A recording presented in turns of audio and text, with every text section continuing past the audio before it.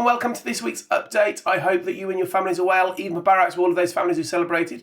I hope you had a fantastic time with everyone and really enjoyed the celebrations and just a bit of downtime with everyone. We know how important it is for everyone to get that time with families, which is why we always try and accommodate all of these things to support everyone. I can't believe that we're rapidly heading towards the end of term. We have about, 5 weeks left now until we finish for the summer. It is absolutely flown by. I cannot believe what we've got through, what has happened and how quickly things have gone. So first of all, just a massive well done to the Year 11s. They have been quite incredible with their exams. Really, really proud of them. They are incredibly long, the exam season now. It's 6 weeks. It used to be 2 or 3 weeks. It's now spread over 6 weeks. It's about 20 hours worth of exams. And to keep on going is incredibly hard. So thank you very much to all of those Year 11s. I am sure they will have done themselves proud, and we look forward to their results in the summer to see what they get. And just as a heads up, we don't have progress scores anymore next 2 years because of COVID. So it's slightly different ways that we will report it in the summer, but they will do absolutely phenomenally, I am sure. And this half term is utterly packed. The next 5 weeks, I cannot believe. I looked at my calendar today and I was putting all the events in, and it is so rammed with all of these different things. We have got loads of different transition events where we have got over 240 new students coming into school. We have never had that many. We've taken more students in this year because there was a mess up with admissions and we couldn't accommodate all of the Beach Hill children, so we made sure that we stretched our admissions code to encompass all of those Beach Hill children because it's such a fabulous school as well. We wanted them to come to the Halifax Academy. So we've got loads of different transition events and transition tea parties, which we're really excited about. We have got loads of trips. We've got Alton Towers, Flamingo Land. There's loads of celebration trips and reward trips going on. We have got a week of work experience for Year 10 starting in about 3 weeks' time. Week beginning the 30th. We have got Make Fest that week, which is a really big arts week, which is fabulous. We've got loads. We've got new starters who are coming into school. Staff, they're going to come into school as well. We have got so much going on. It is absolutely ridiculous. It is just amazing. It is so busy and just wonderful. We've got the Year 11 Leavers dinner. We've got Year 11 Leavers assembly. We have got loads going on. It is a bonkers time of year. Absolutely love it. We're also developing our additional resource provision. So something I don't think I've spoken much about is the local authority have absolutely loved what we do with students with additional needs. And I know many of you will know what we do. We work with them, we work really, really hard, have a fantastic provision for those students. And we are taking more students. We're developing something called an additional resource provision for autism. So it's, and the local authority have asked more students with high needs around autism and to support them in their learning in mainstream education. And it's a real honour to be able to do that. So that's really exciting. We're developing that provision in primary as well. Just as a heads up, I'll probably do a specific video on this later on. We are moving our management information system. Incredibly boring, but basically the way you will interact with school will change. And we're going to be downloading a new app called Arbor. Now, if anybody wants to download it, you can do A-R-B-O-R, Arbor. You can download that on the app stores. And that is how we're going to be communicating. We'll roll that out and that will come out in September, but I'll give you more information about that. And finally from me, just a massive recognition to our community team, mainly Fiona Black and Glyn Eastwood, but lots and lots of other people involved. You'll know our involvement with the Scouts, with the Iftar, with all the other things, but we've got a really close partnership with Halifax Opportunities Trust, and they have done some really exciting work around the community. And if you stay on, I'm just going to link to the video which shows some of the work they've done across the community. You'll see familiar faces within that, Elias and people like that as well. So it's well worth just having a look at. It's about 13 minutes, but it is well worth having a look. So that's it from me. I will speak to you soon, probably next week or the week after. Take care, everyone. Enjoy the weather. Please keep your children safe. And speak to you soon. Take care. Bye-bye.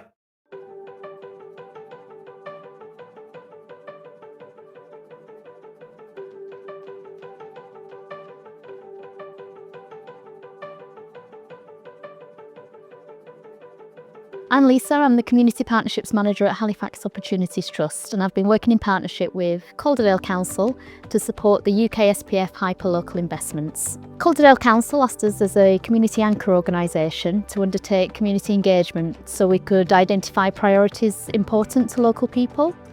We've spoken with residents and organisations, and we've used that intel to shape local partnerships and develop project proposals for delivery. So far, we've helped develop over 26 projects for the central area, which includes Park, Whalley and Boothtown, and some of these projects are highlighted in this film. The main priorities that came out from speaking to people are cleaner streets, more things for young people to do, and support with the cost of living. So therefore, many of the projects that have been funded support those themes. So we've got 2 projects that I am leading with, and one of them's the UKSPF funded fruit and veg scheme, so that's for community around Park Ward, families mainly. And I also work with Lisa doing the walking route, which is a community arch and planting route that runs from around the whole of Park Ward, really runs from school down to Hanson Lane and the Outback Centre. The idea is that we've got to change things. I've got to do these tiny revolutions, then let's do it. Let's get people eating healthier. Let's get a better local economy. Let's make fruit and vegetables part of everyday conversations. Let's get kids growing. Let's get kids cooking. Let's get kids eating. Let's get kids taking things home. And let's make the streets a much nicer place. And it's a really brilliant way of working together. I mean, I just think that all schools should have an organisation like HOP to work with, because it extends what you can do for your families and it really builds that footfall and that knowledge. I mean, the support that our school offers as a result of this is just phenomenal. I think it's made a really big difference. The aim of the project, working with the UKSPF and Halifax Opportunities Trust, is to introduce some of our young people to positive role models, such as the coaches at Starboxing, to get them engaged in extracurricular activities out of school, and to really give them a focus on activities you can do rather than just being on the streets trying to make your own fun, and find out that actually there's some really good opportunities for students to get involved in physical activity. It's very challenging for kids to try and express themselves and come out, but when they're in that sort of environment where they feel safe, they can talk about anything they want to talk about. It's good for the kids. Discipline, a lot of discipline involved in it, character building. You know, it turns me into a different person. I changed the ways of thinking and the ways of being with people. It's brilliant in that respect for me, and it's helped me in a lot of ways, and hopefully I can pass my knowledge on, and so can Scott and Andy and stuff like that to other people. In our school we always try new things, especially that we know that's going to help the students.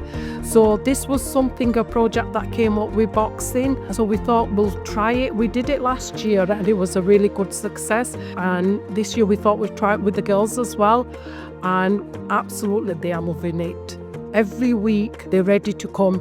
In the mornings they see me, "Miss, have we got boxing today?" And I always say with a smile, "Yes, we do have boxing today." The impact that I've seen in the girls is that, they are more confident in being themselves. They work not just individually in boxing, they work as a team as well. They give lots of opportunities here in Halifax for girls and for boys. And I think it's good that they choose both genders to do something. Before, if I think something was difficult, I'd stop. But here, they don't let you stop. They're like, you have to try. So then I feel like now I've learned that even if I think I can't do it, I can't do it if I try. Yeah, the project was simple. It was to bring the people of Boothtown together. It was a chance to use the UKSPF money to build a community. It was to bring the best out of Boothtown. And we had local people, whether they were professionals, residents, absolutely anyone, businesses, entrepreneurs, the local school, the big museum in town. Everyone came together and we gave the people of Boothtown an event that they can call their own. This was their moment to shine, and thanks to UKSPF, thanks to the work done by Halifax Opportunities Trust and our partners, we put on a show for Boothtown that will go down in the record books as bringing people together. The impact is there for all to see, because now we have other work happening. On the back of that amazing Fun Fest, we have resident-led things happening. So the legacy, the foundations being laid by the Fun Fest are now so strong that those that are going to build upon it will really bear the fruits of all the hard work and the labour done by Halifax Opportunities Trust. So I work in the Stamewell project. The aims of this project is to tackle social isolation and loneliness within the community and encourage people to take part in social activity. As part of my role, I've also got a community development function where we work with local communities and organisations to incorporate more social activity within their communities. An example of this is the recent Boothstown residents group that we've set up in collaboration with UKSPF, which was about local people, empowering them to take ownership of their local area and to make vital decisions in terms of steering the local area for future events and projects. And this has only been possible because of UKSPF. So Queen's Road Neighbourhood Centre is a really important building for this community. It was very well used until it closed in 2020. So this project will bring the centre back into life, see it reused as that really important community hub for the area. We've been doing a lot of community engagement to find out people's views of the building. So unanimously really, they want it brought back into use as a community centre, providing a whole range of activities, services, and a place actually to rent for parties and celebrations. So yeah, it's a really positive project and we're really hopeful that we'll be able to pull it off and bring the centre back into use. So my job role came about because people were going into crisis. So I'm here to prevent people going into crisis. I help with filling in forms, applying for benefits, helping them access anything online, just helping people and preventing people to go into crisis and be able to carry on and do things for themselves. The impact on my participants in the community is that there's somewhere in the area that they can go to get help. Our project is Make It Count, and as you can see by the name, it's actually a project about budgeting and money. And the objective is to give the skills and knowledge to participants so that they can save money. It's a joint project with Halifax Opportunities Trust and Citizens Advice Calderdale, and it's firmly embedded in our community. The project involves two separate sections. The first is two 2-hour workshops where we use peer groups to actually learn and share their knowledge.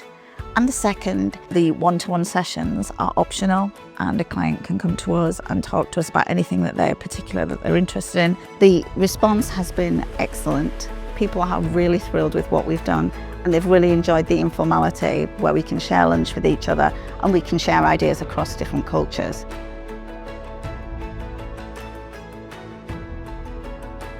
So our project is the Outback Community Kitchen and Garden, and we offer a range of cooking and gardening and other outdoor nature-themed activities to help improve people's health and well-being, but also to help them learn new skills.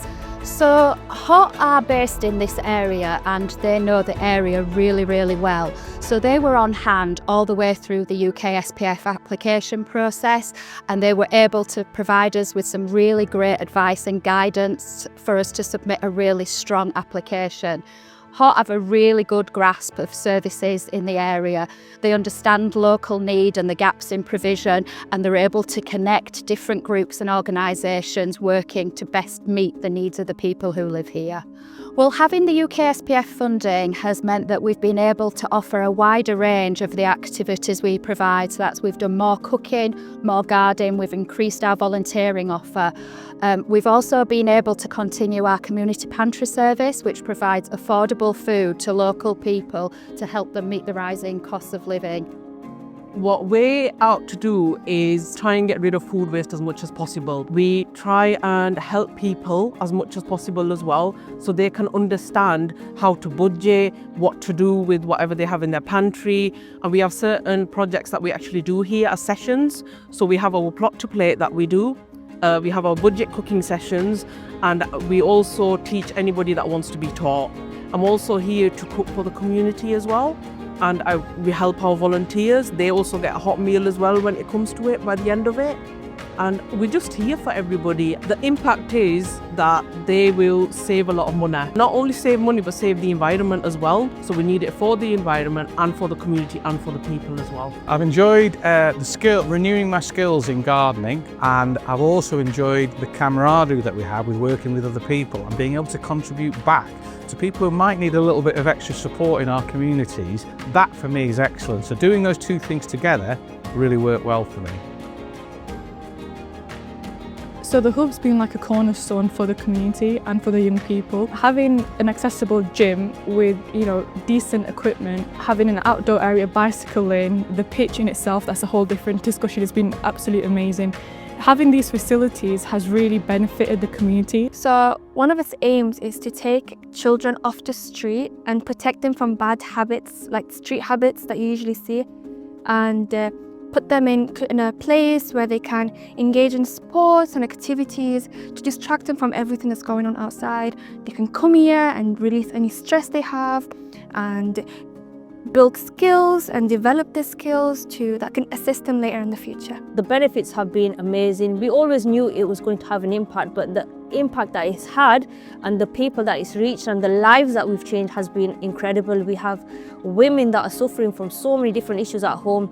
They're suffering from depression, anxiety. They might have come from abusive homes. But when they're here, they have that chance to finally just look after themselves. It's just about, I'm here for myself and I'm doing something that's going to improve my life. So the lives that it's touched is amazing. I'm just speaking on behalf of the ladies, but we have young people, we have the elderly, we have asylum seekers and refugees, we have women and girls. We're inspiring the next generation, and I think it's amazing. Without having UKSPF and Lisa and HOTS involved from the get-go, we wouldn't have been able to make this possible. Something that I'm particularly proud of throughout this project is how we've brought together new partnerships that may not have happened without our input. So each organisation is hyper-local to that community, and that's something that's really, really important to us as an organisation. With the right opportunities, people can support themselves and be self-sustaining. The Trust is about that, and that's why I work for the Trust, and that's why I love what I do. Because I really feel that we can support people to be empowered to support themselves. The whole part of this work is about working with community, and not doing for community, but working with them and listening and providing opportunities for people to actually be able to take these things forward themselves. And I know that given the right path and the right opportunities that they can thrive.